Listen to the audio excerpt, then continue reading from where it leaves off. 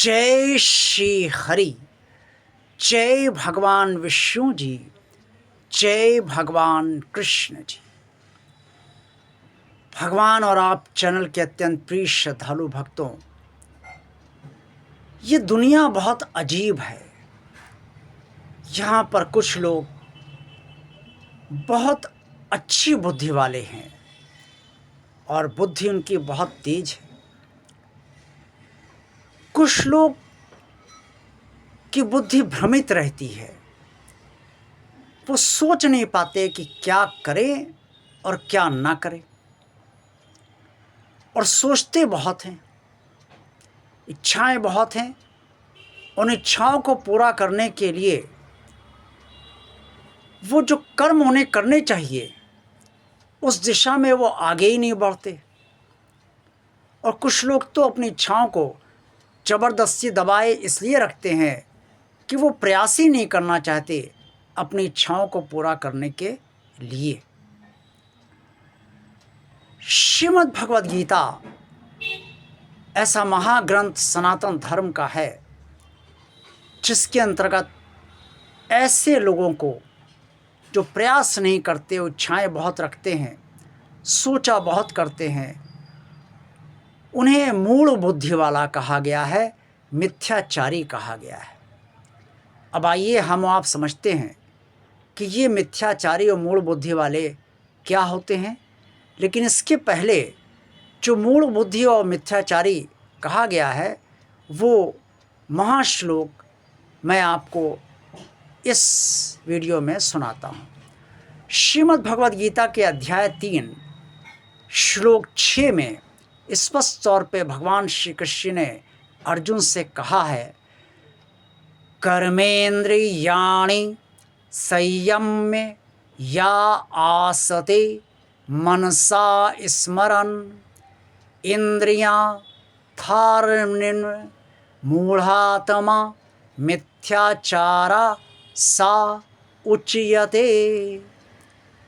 जो मूढ़ बुद्धि मनुष्य समस्त विषयों का चिंतन करता है और मन से उसे सोचता रहता है और प्रयास नहीं करता, वो मिथ्याचारी है। गीता के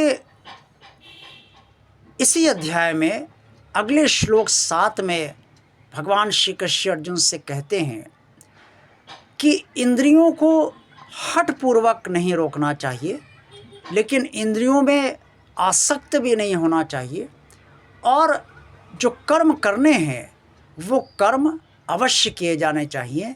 ऐसा व्यक्ति जो होता है वो कर्मयोगी होता है और कर्म करना बहुत श्रेष्ठ बात है।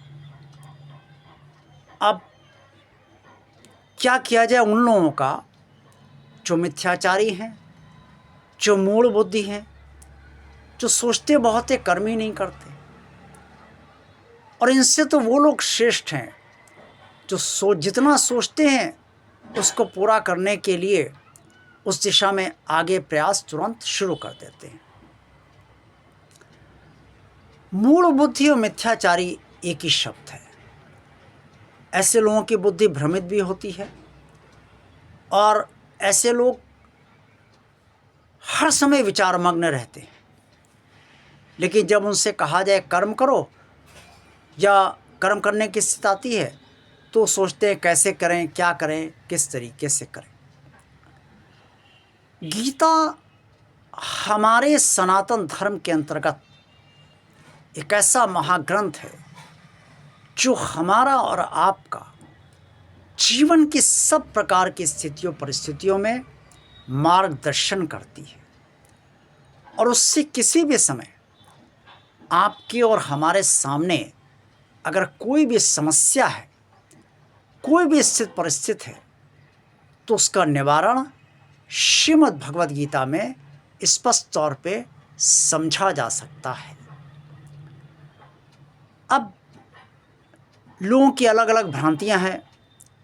कुछ लोग कहते हैं आज की स्थितियां और परिस्थितियां बदल चुकी हैं, अब ये कलयुग चल रहा है, द्वापर तो है नहीं। भगवान कृष्ण इस संसार में है ही नहीं, धरती से जा चुके हैं। अरे भाई जा चुके हैं, लेकिन वो हैं तो भगवान विष्णु जी का ही अंशावतार, तो अब वो भगवान विष्णु जी के अंतर्गत हैं, या तो आप ऐसा मान लें। और जो लोग भगवान कृष्ण को अभी भी यथावत मानते हैं, क्या भगवान कृष्ण की कृपा उन्हें प्राप्त नहीं है?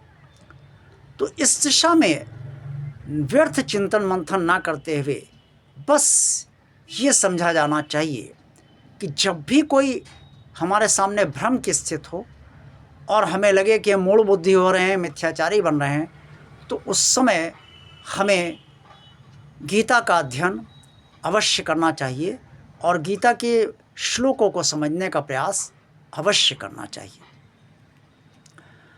अब भगवान कृष्ण ने क्यों कहा अगले श्लोक में, श्लोक 7 में, अध्याय 3 के श्लोक 7 में, कि इंद्रियों में आसक्त ना हुआ जाए?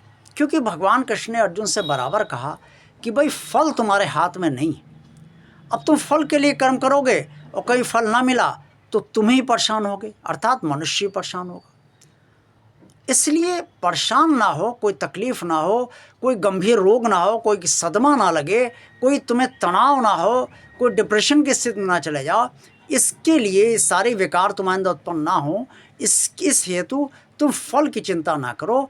और फल की चिंता आदमी तभी करता है जब वो इंद्रियों के विषय, अर्थात इंद्रियों से ही इच्छाएं उत्पन्न होती हैं, तो उन इच्छाओं में पूरी तरीके से लिप्त हो जाता है। और जब वो लिप्त हो जाता है तो लिप्ततावश कर्म करता है, हर हाल में सोचता हो जाए, फल मिल जाए, और अगर मिल गया तो ठीक, नहीं मिला तब। इसलिए भगवान श्री कृष्ण कहते हैं, और उन्होंने कहा भी है गीता में, कि भाई फल की चिंता मत करो। लेकिन उन्होंने ये भी कहा कि जो कर्म नहीं करता उससे कर्म करना श्रेष्ठ है। और देखा जाए तो वास्तव में यही कर्म योग भी है। आज का वीडियो आपको अच्छा लगा है तो इसे लाइक अवश्य कीजिए।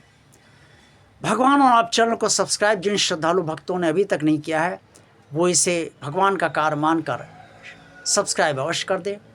इस चैनल को शेयर ज़्यादा से ज़्यादा कीजिए ताकि आप सबकी तरह अन्य लोग भी इस चैनल का आनंद लें।